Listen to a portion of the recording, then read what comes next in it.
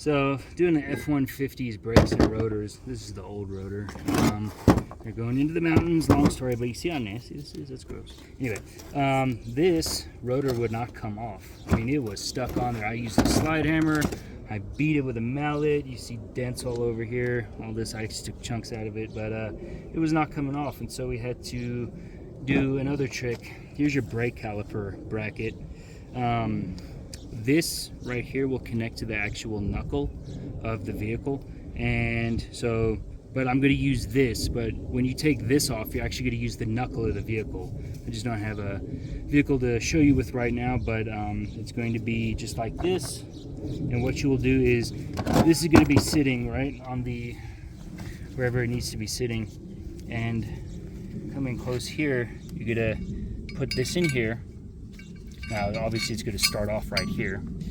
You're going to thread this as much as you can.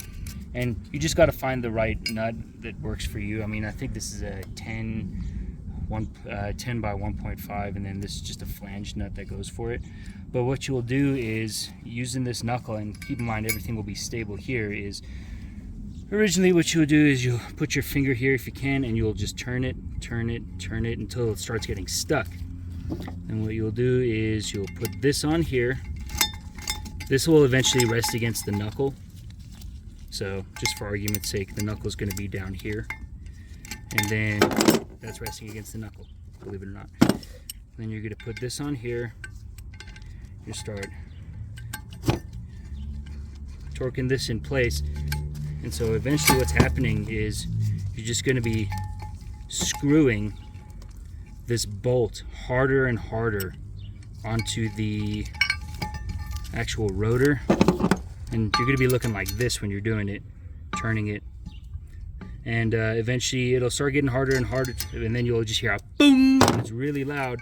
Sometimes you'll hear a succession of them, but what this is doing is this is eventually just pushing this against the rotor, and then it'll just pop the rotor off. Granted, there's nothing else you need to do to get the rotor off.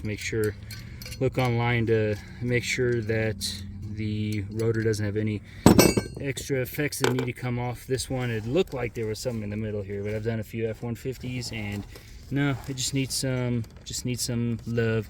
You can see what happened right here is eventually this just kind of drilled into here, started breaking all these crusties off. But I mean, this is thick, solid metal that's holding up. You see right here is where I was turning it in, but this is thick, solid metal. It may look like stuff's breaking off and you're scared you're gonna go through. You're not gonna go through that. I mean, that's holding up a 4-ton vehicle.